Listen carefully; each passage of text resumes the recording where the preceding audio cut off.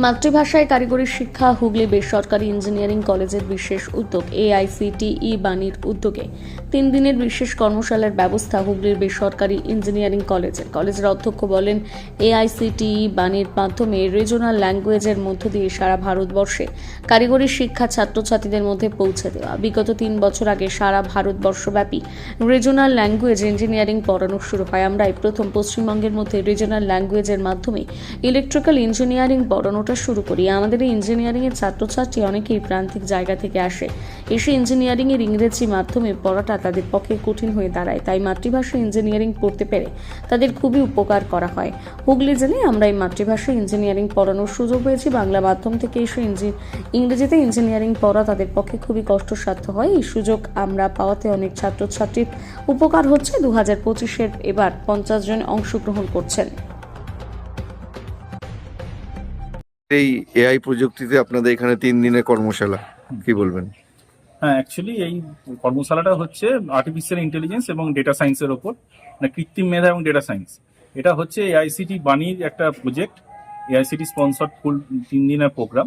এই কর্মশালাতে আমাদের কলেজের কিছু ফ্যাকাল্টি যেমন যোগদান করেছে এবং এছাড়াও আমাদের বিভিন্ন বাইরের, সারা পশ্চিমবঙ্গেরই বাইরের কলেজের অধ্যাপক অধ্যাপিকাগণ এবং তাছাড়া হচ্ছে আমাদের কিছু পোস্ট গ্রাজুয়েট ছাত্রছাত্রী তারাও যোগদান করেছে। মোট 50 জন ছাত্র মোট 50 জন অংশগ্রহণ করেছে। মূলত কোথা থেকে তারা এসে অংশগ্রহণ করছে? অন্যান্য ইউনিভার্সিটি, বিভিন্ন ইউনিভার্সিটি, সরকারি কলেজ, বিশ্ববিদ্যালয়, বেসরকারি কলেজ, বেসরকারি কলেজের পোস্ট গ্রাজুয়েট ছাত্রছাত্রী, এরকম বিভিন্ন। আর এটার আকর্ষণীয়তা কেন, যেহেতু নিজের মাতৃভাষায়? হ্যাঁ, এটা হচ্ছে অ্যাকচুয়ালি এআইসিটি বাণী প্রোগ্রাম। অ্যাকচুয়ালি এআইসি বাণী হচ্ছে কি vibrant of advocacy and artificial advancement nurturing language. Actually খুব বড় নাম একটা, তো ন্যাচারি বাণী, এআইসিটি বাণী। অ্যাকচুয়ালি এআইসিটির মেন লক্ষ্য হচ্ছে মাতৃভাষার মাধ্যমে ইঞ্জিনিয়ারিংটাকে সাধারণ মানুষের কাছে পৌঁছে দেওয়া। এইটা হচ্ছে মেন লক্ষ্য। 2021 সাল নাগাদ আমরা অ্যাকচুয়ালি মাতৃভাষার মাধ্যমে সারা ভারতবর্ষে 14টা মাতৃভাষায় ইঞ্জিনিয়ারিং কোর্স প্রথম চালু করা হয়। তার মধ্যে পশ্চিমবঙ্গে আমাদের কলেজে মাতৃভাষায় ইলেকট্রিক্যাল ইঞ্জিনিয়ারিং পড়ানো শুরু হয় এবং এই কোর্সটি উদ্বোধন করেছেন প্রধানমন্ত্রী স্বয়ং দিল্লি থেকে। সারা ভারতবর্ষব্যাপী হয়েছিল যেহেতু, এবং তারপর থেকে এটা এআইসিটি মানে গভর্নমেন্ট চাইছে, যে সরকার চাইছে যে মাতৃভাষার মাধ্যমে ইঞ্জিনিয়ারিংকে, কারিগরি শিক্ষাকে সাধারণ মানুষ, যার কারণ প্রান্তিক মানুষ যখন আসে পড়াশোনা করতে, তখন তার কাছে ইঞ্জিনিয়ারিং পড়াটা ইংরাজি মাধ্যমে খুব সমস্যা হয়ে যায় কিছু শ্রেণীর মানুষের কাছে, ছাত্রছাত্রীর কাছে।